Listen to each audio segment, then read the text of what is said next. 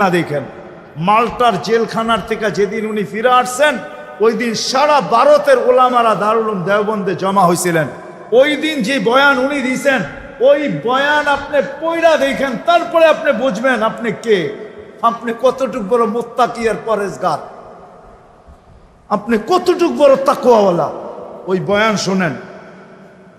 যেদিন মাল্টার জেলের থেকে আসার পরে দারুল উলুম দেওবন্দে ভারতের সব ওলামারা জমা হয়েছেন, কিন্তু উনি সমস্ত ওলামাদের কি ভারতের ওনার উপরে ওস্তাদ মাত্র দুইজন। কয়জন? তিনজন।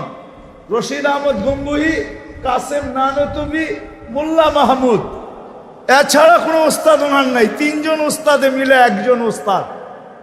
সারা ভারতবর্ষের কিয়ামতের সকাল পর্যন্ত ওলামায়ে দেওবন্দের যত ওস্তাদ আসবে সবাই ওস্তাদ শাইখুল হিন্দ মাহমুদুল হাসান রহমতুল্লাহ আলাইহি।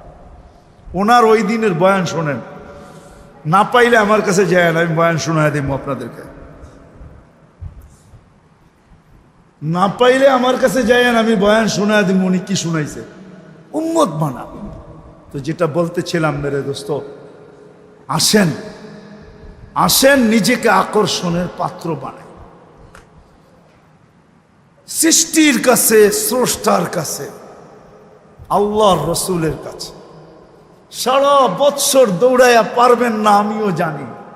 যাই আছে, ঝামেলা আছে, কাজ আছে, কাম আছে, অফিস আছে, আদালত আছে, ক্ষেত আছে, খামার আছে, মেইল আছে, ফ্যাক্টরি আছে, দোকান আছে, পাট আছে, হাট আছে, বাজার আছে, রোড আছে, ঘাট আছে, ঘর আছে, বাড়ি আছে। সারা বৎসরে দৌড়াই আপনি পারবেন না।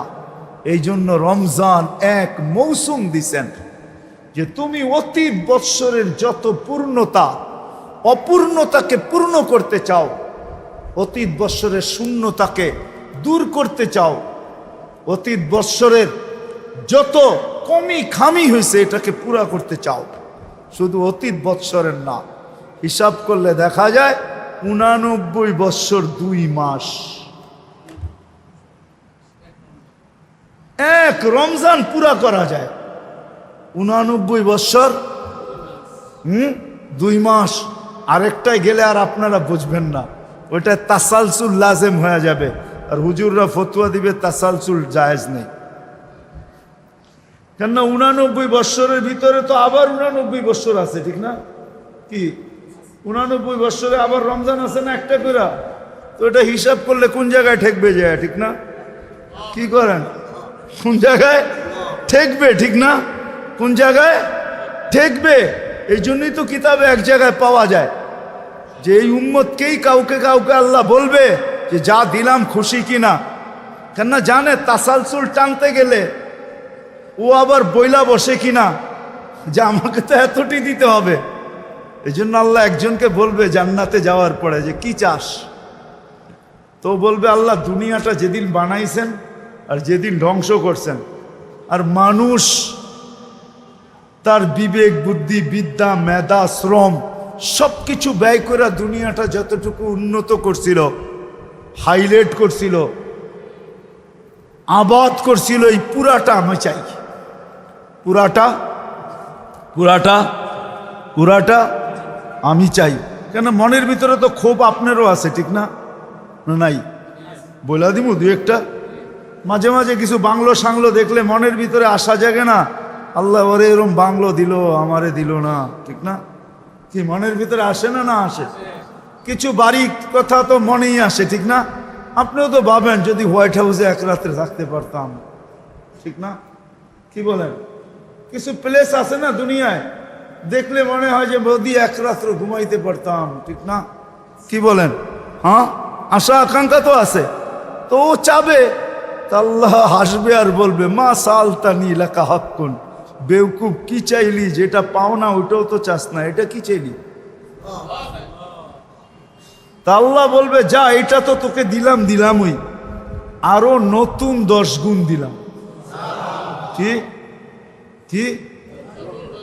কেন নতুন 10 গুণ যদি না দেন তাহলে তুলনা হবে না। এখন ওই দুনিয়া পায় আর যেই 10 গুণ পাইছে ওইটা দেখবে আর দুনিয়া দেখবে, তো ডেলি 100 বার থুতু মারবে, কইব চাইলাম কি।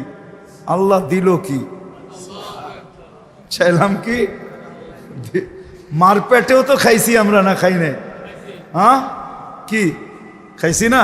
কিন্তু ওই খাওয়ানটা যদি এখন 10 লাখ টাকার 10টা বান্ডেল, আর ওই খাওয়ানটা একটা প্লেটে আপনাকে দেই, খাবেন? হ্যাঁ, মনে হয় না মানসিকতা ঠিক থাকলে খাবে।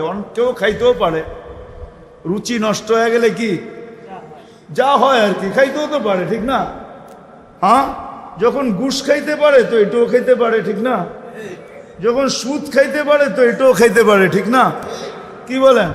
হ্যাঁ, কি বলেন? অনেকেই তো খায়, তো ওগুলা খাইতে পারলে এটাও খাইতে পারে। কিন্তু আসলে রুচি যার ঠিক আছে ও বলবে রাখ তোর টাকা। মানুষ হইয়া এটা জিব্বা লাগায় কি করে?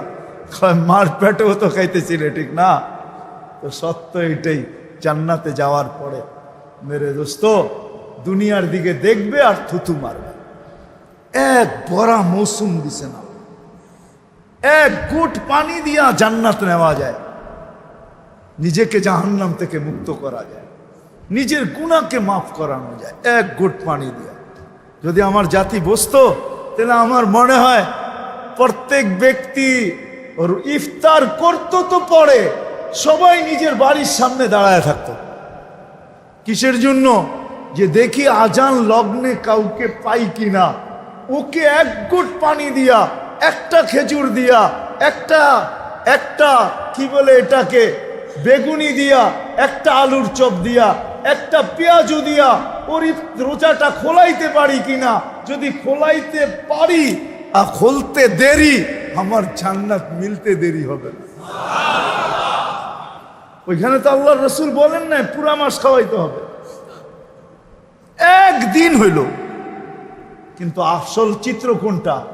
জান ইফতার তো ঘরে বসে করেন, রাস্তায় দেখেন, রাস্তায় আজান লগ্নে দেখেন কত হাজার না লক্ষ মানুষ। ঢাকা শহরে কেউ বাসে বসে আছে, কেউ রিক্সায় বসে আছে, পানি পর্যন্ত দিয়ে ইফতার করার সুযোগ হয় না। আমার জাতি যদি বসতো তো যাদের বাড়ির সামনে দিয়ে রাস্তা আছে ওরা সবাই রাস্তায় যায় ইফতারির 10 মিনিট আগে দাঁড়ায় যেত। আর যেই গাড়ি যায় হাত থামায় বলতো রোজা থাম, শুধু খুইলা যা, বেশি কিছু লাগবে না, পায়ে ধরে ধরে খোলাইতো।